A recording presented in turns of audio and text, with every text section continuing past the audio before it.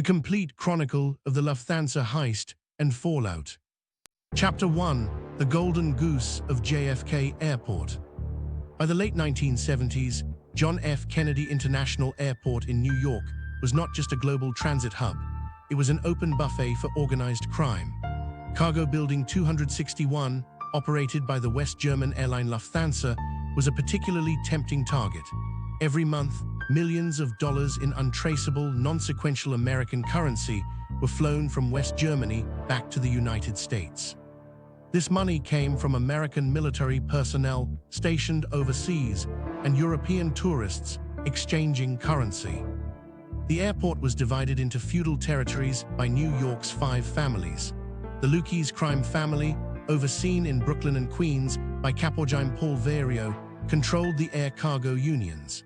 If a truck driver wanted to load cargo, if a security guard wanted to keep his job, or if a warehouse manager wanted peace, they paid tribute to Paul Vario. Operating directly under Vario was James Burke, known to the underworld as Jimmy the Gent. Burke was a legendary high-ranking associate.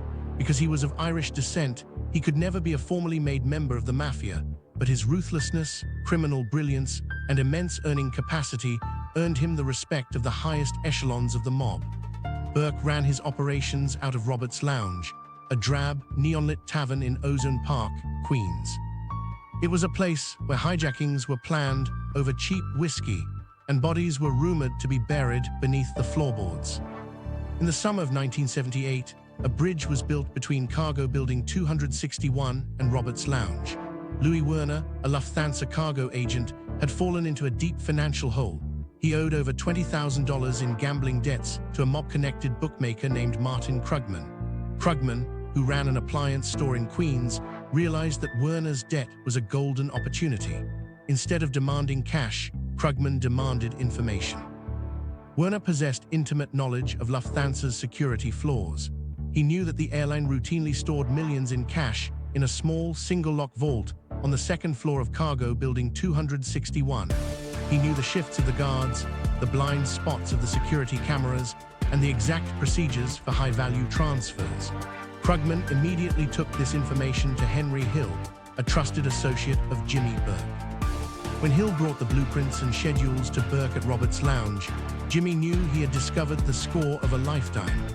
Burke spent months handpicking a specialized crew of stick-up men, drivers, and inside lookouts, setting a trap for the coldest night of the year. Chapter 2. 60 Minutes Inside Building 261. At exactly 3:12 a.m. on December 11, 1978, a black 1975 Ford Econoline van slipped through an unsecured gate at JFK Airport and pulled up to the loading dock of Cargo Building 261. The temperature was well below freezing, and a biting wind swept across the tarmac. Inside the van was a heavily armed strike team: Tommy DeSimone, Angelo Seep, Joe Manry, Robert McMahon, and Anthony Rodriguez. The crew wore dark clothing and ski masks, carrying loaded pistols and shotguns. Using a key provided by Louis Werner, the gunmen entered the employee entrance, instantly surprising the night shift workers. Tommy DeSimone, known for his volatile and terrifying temper, brandished a .357 Magnum and forced the workers to the floor. The warehouse crew was ordered into a back lunchroom, where they were forced to lay face down with their hands bound behind their backs with plastic zip ties. The operation was a clinic in underworld precision. Joe Manry, who knew the layout perfectly thanks to Werner's diagrams, located the shift supervisor, Kerry Whalen. Whalen had noticed the strange van parked outside and was brutally pistol-whipped by DeSimone when he tried to sound an alarm.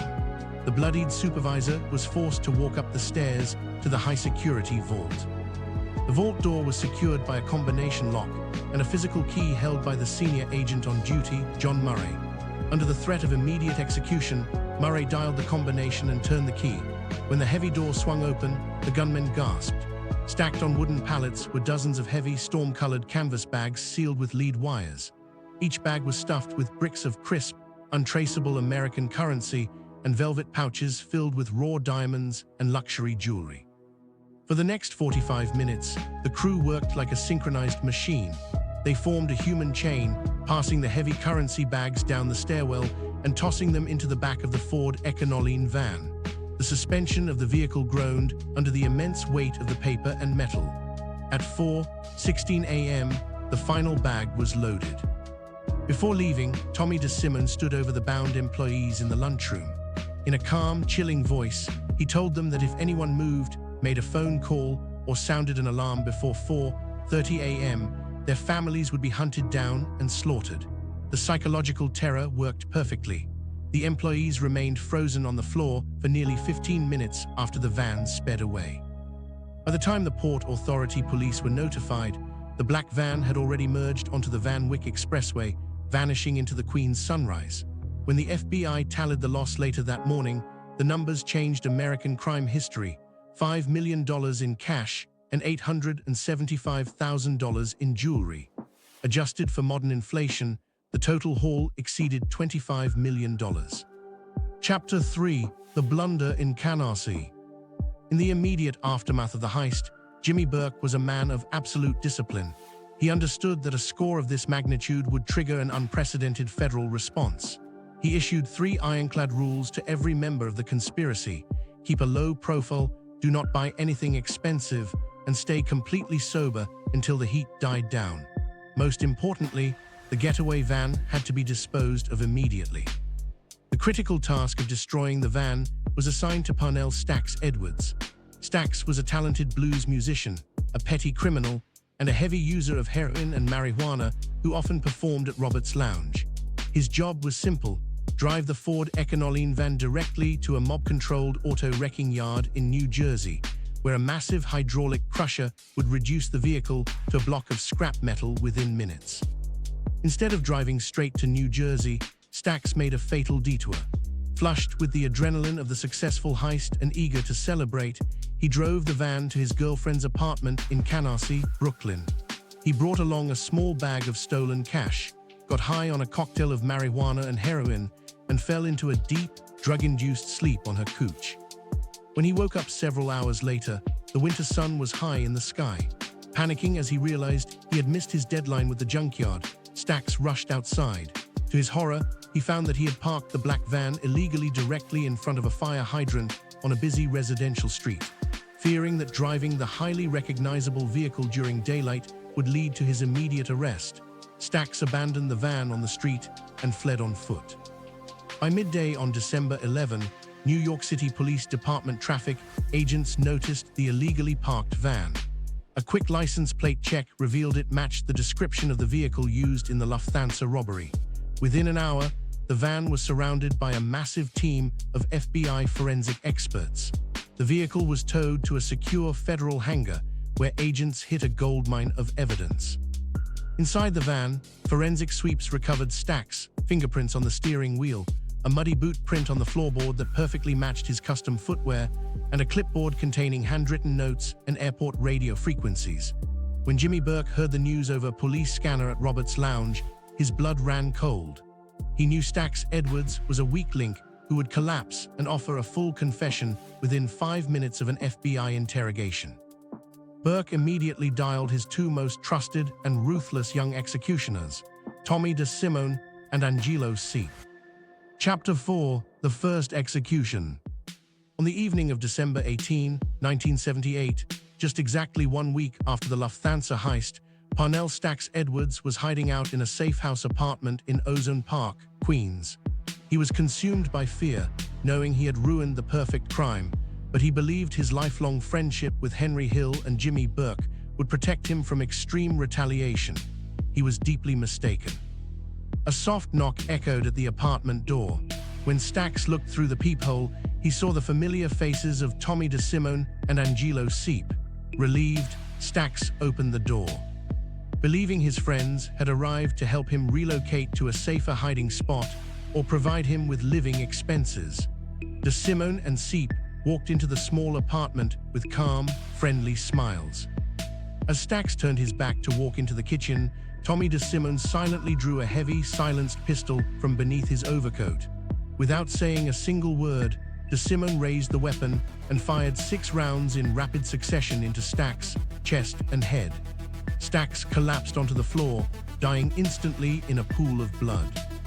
The 2 hitmen calmly wiped down any surfaces they had touched, exited the apartment, and disappeared into the night. When the police discovered Stack's body the following morning, the message to the underworld was crystal clear. The Lufthansa Purge had officially begun. Anyone who jeopardized the money or represented a potential leak to the authorities would be erased without hesitation. Chapter 5: The Disappearance of Tommy DeSimone. Tommy DeSimone, immortalized as the volatile Tommy DeVito in the film Goodfellas, believed his participation in the Lufthansa heist made him an untouchable elite within the underworld. He was Jimmy Burke's favorite surrogate son, a loyal executioner, and he had been promised that his reward for the robbery would be his formal initiation as a made man into the Lucchese crime family. In the mafia, becoming made is the ultimate shield. It means no one can harm you without the direct permission of the Mafia Commission. However, DeSimone possessed a fatal flaw that no amount of money could fix: an uncontrollable, psychopathic temper and a history of unauthorized murders. Years prior, in 1970, DeSimone had brutally beaten and murdered William Billy Bats Davino, a powerful made man in the rival Gambino crime family, following an insult at a nightclub.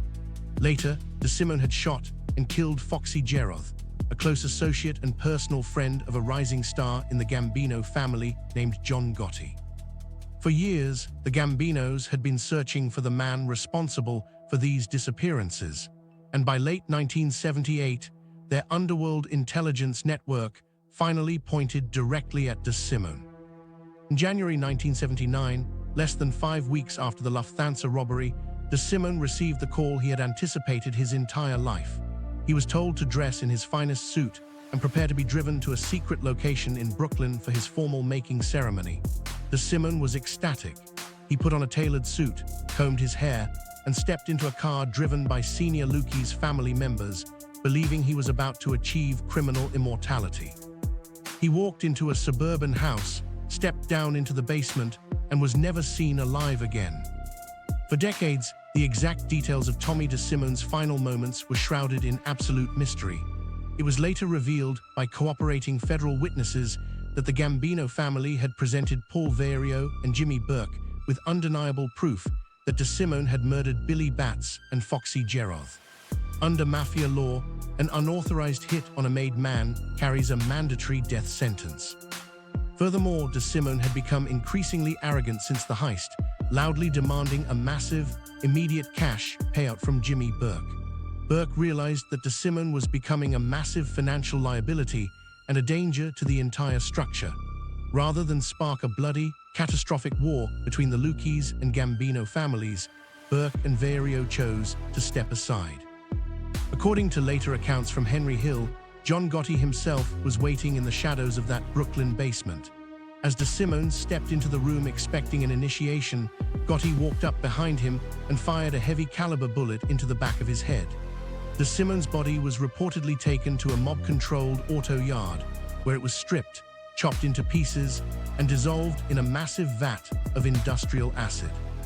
Jimmy Burke had successfully used the Mafia Code to eliminate his most volatile gunman, while simultaneously settling a dangerous blood feud with a rival family. Chapter 6: The Meat Locker and the Bocce Court. With the FBI turning up the heat and the Lucchese leadership demanding their multi-million-dollar tribute from the score, Jimmy Burke's psychological state deteriorated into a terrifying campaign of total elimination. The money had become a curse. Every associate who knocked on his door demanding their share of the loot looked like a potential FBI informant to Burke's paranoid eyes. He decided that the cheapest and safest way to pay off his crew was with a bullet.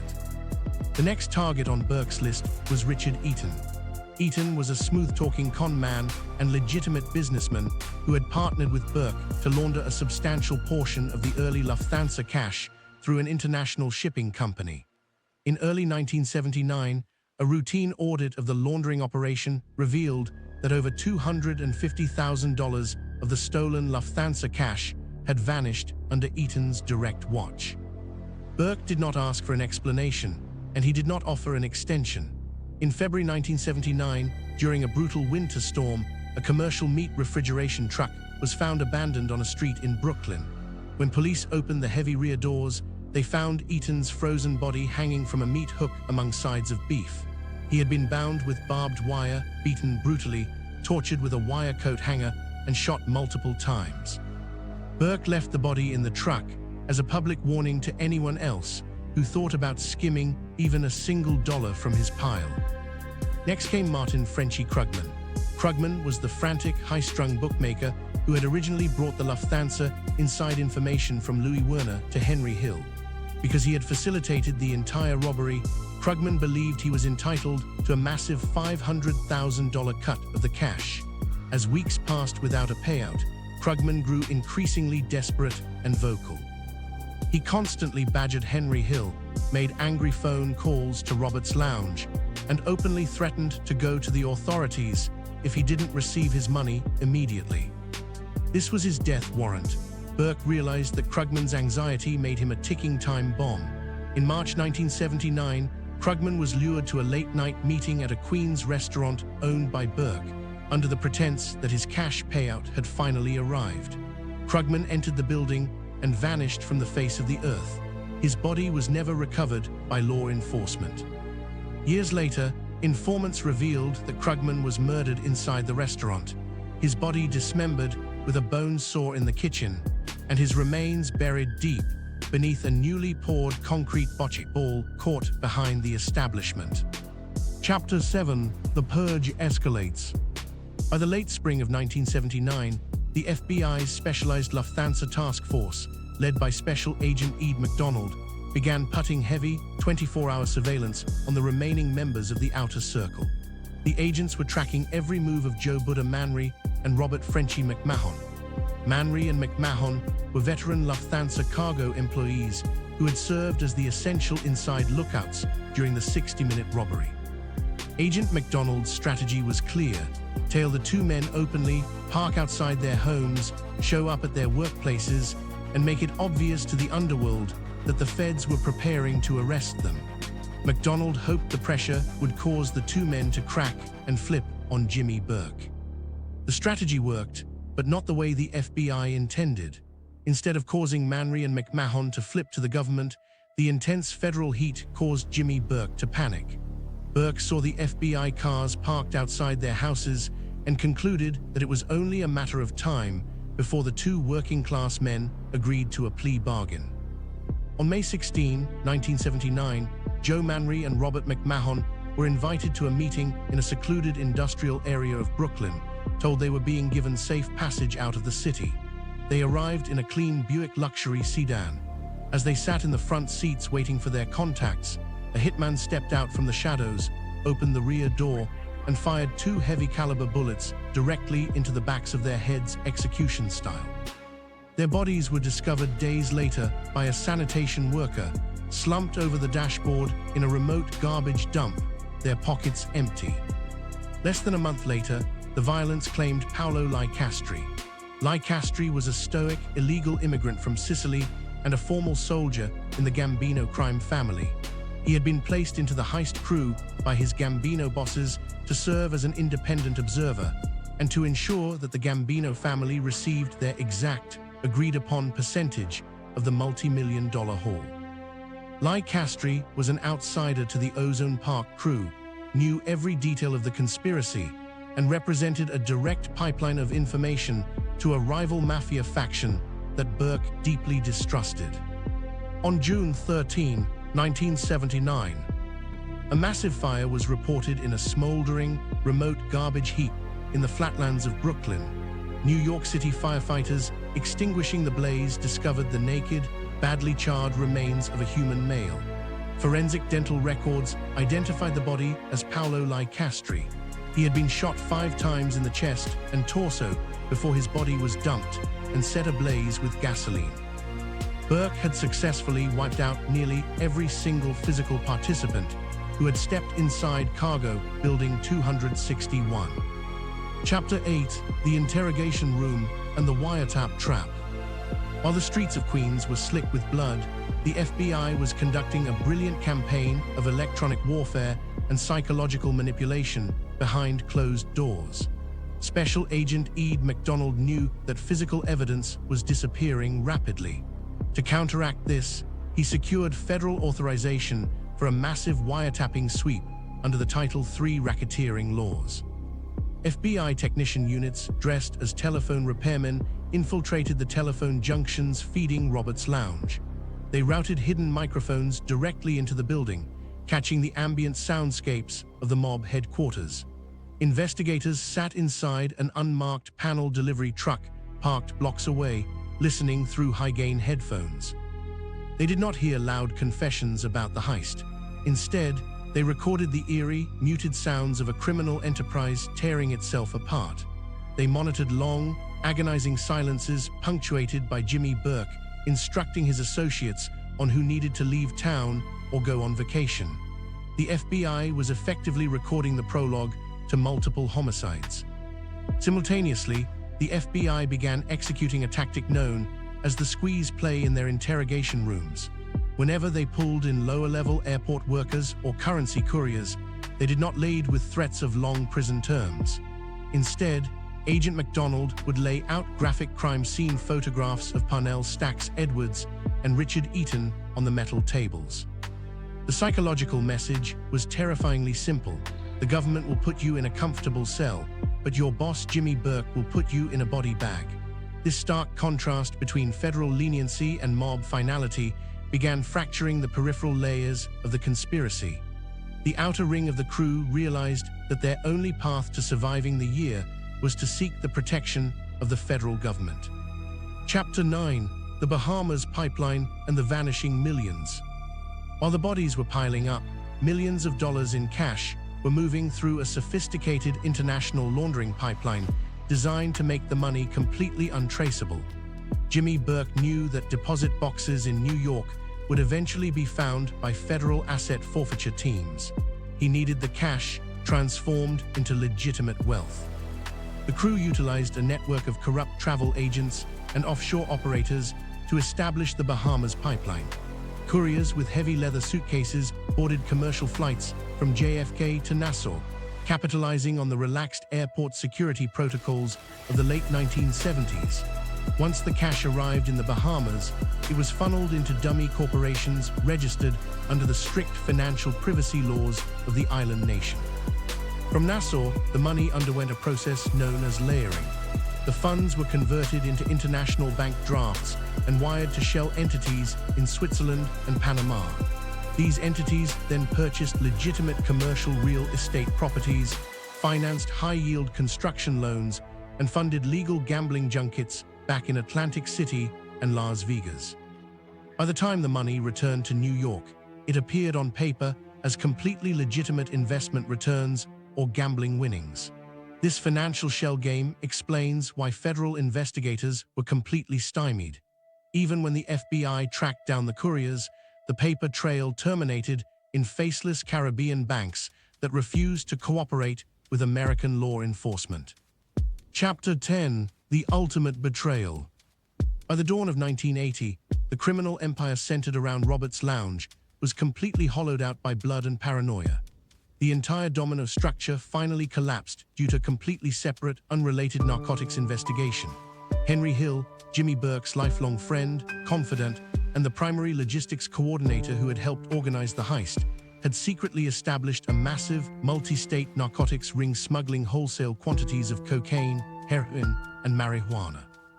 Burke had explicitly and repeatedly forbidden drug trafficking within his crew, not out of morality, but because federal drug laws carried mandatory life sentences, which drastically increased the likelihood that an arrested mobster would turn state's evidence to save themselves. In May 1980, Nassau County narcotics detectives raided Hill's home, catching him red-handed with large quantities of pure cocaine. Hill was locked in a high-security holding cell, facing a guaranteed sentence of life without the possibility of parole. While Hill sat in that cell, terrified and going through drug withdrawal, FBI agent Ed McDonald walked into the interrogation room. McDonald didn't ask Hill about the drugs. Instead, he turned on a tape recorder and played the fresh federal wiretaps intercepted from Roberts' lounge. As the audio played, Henry Hill's face drained of color. He listened to the distinct voices of his boss, Paul Vario, and his closest friend, Jimmy Burke, discussing his recent drug arrest. On the tape, Burke calmly stated that Hill had become a massive liability to the Lufthansa secret and concluded that he needed to be taken care of immediately. Hill experienced a moment of horrifying clarity. His 20 years of absolute loyalty meant absolutely nothing. He had spent the last 18 months watching Jimmy Burke brutally murder nearly a dozen of their closest mutual friends over the Lufthansa money. He had helped bury Martin Krugman. He had comforted Stax Edwards' family. He knew the exact mechanics of Burke's paranoia. Hill realized with absolute certainty that if he attempted to post bail and walk out onto the streets of New York, a hitman sent by Jimmy Burke would put a bullet in his head before he could cross the street. To save his own life, protect his wife, Karen, and insulate his children, Henry Hill made a monumental decision that changed American legal history. He agreed to break the sacred mafia code of omerta. He signed a comprehensive cooperation agreement with federal prosecutor Ed McDonald, entered the newly formed Federal Witness Protection Program, and agreed to sit before federal grand juries to tell the United States government everything he knew about the Lucchese crime family, the inner workings of Paul Vario, and every single detail of the Lufthansa heist. Chapter 11: Courtroom Warfare and the Final Defense. The legal battle that followed Henry Hill's defection was a masterpiece of judicial strategy and desperate defense tactics. When Jimmy Burke finally stood trial, he was represented by some of the most aggressive, high-priced criminal defense attorneys in New York. The strategy of the defense was simple: put Henry Hill on trial instead of Jimmy Burke. During intense, multi-day cross-examinations, Burke's attorneys aggressively attacked Hill's credibility. They highlighted his extensive history of heavy drug addiction, his systemic perjury on past government documents, and the undeniable fact that he was receiving a total immunity deal for his own extensive crimes in exchange for handing over Jimmy Burke. The defense painted Hill as a pathological liar and a lifelong con man who would manufacture any story necessary to stay out of a federal penitentiary. The defense attorney turned to the jury box, hammering home the argument that the prosecution's entire case rested on the uncorroborated word of an admitted drug trafficker.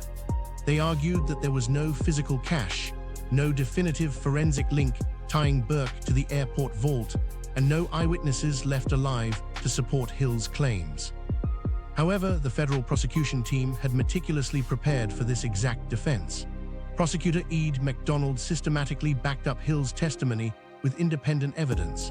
They introduced the physical wiretap recordings from Roberts Lounge, airport phone logs that matched the exact timestamps of Hill's story, and financial records showing sudden, unexplainable expenditures by Burke's outer circle immediately following the heist. The combination of Hill's inside narrative and the hard, circumstantial evidence proved overwhelming for the jury. Chapter 12: Shattered Empires and the Lost Millions.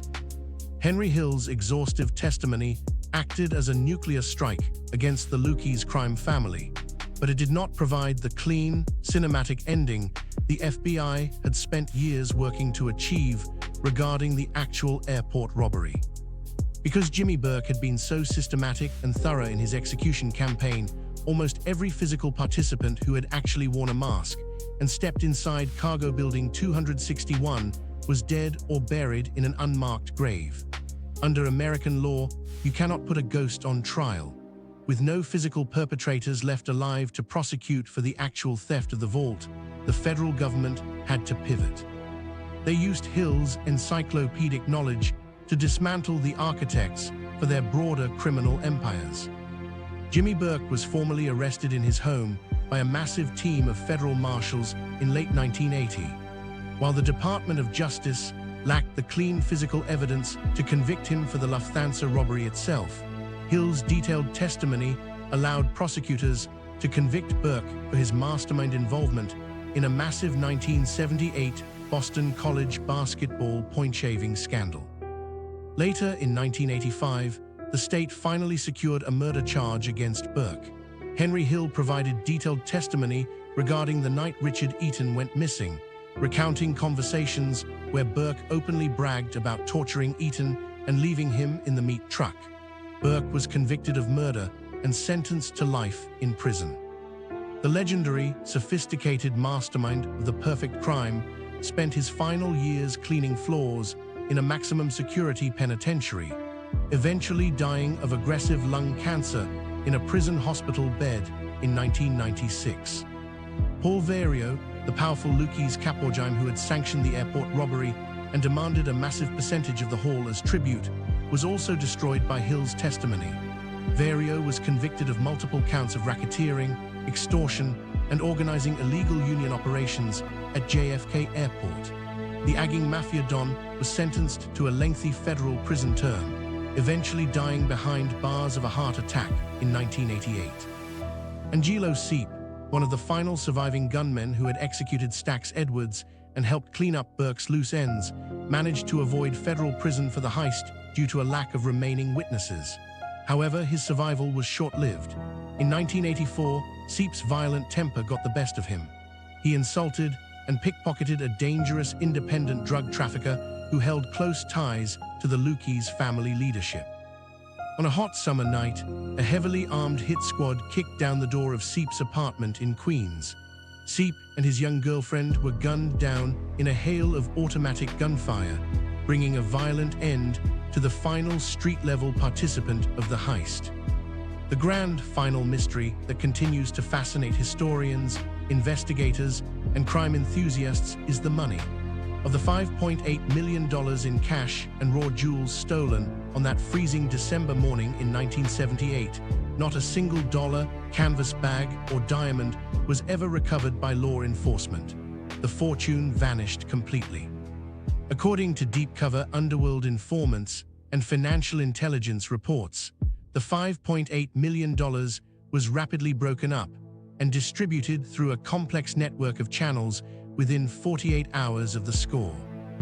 A massive portion, estimated at nearly $2 million, was turned over directly to Paul Vario and the Lucchese family leadership as immediate tribute, which was then funneled into legitimate real estate holdings, offshore accounts, and cash-heavy businesses across New York.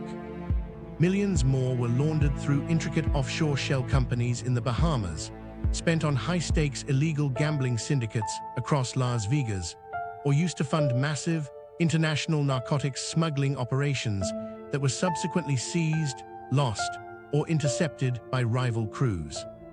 A significant, substantial portion of the cash is widely believed to have been buried, walled up, or hidden by Jimmy Burke himself in various safe deposit boxes, private properties, and concrete foundations across Queens and Long Island.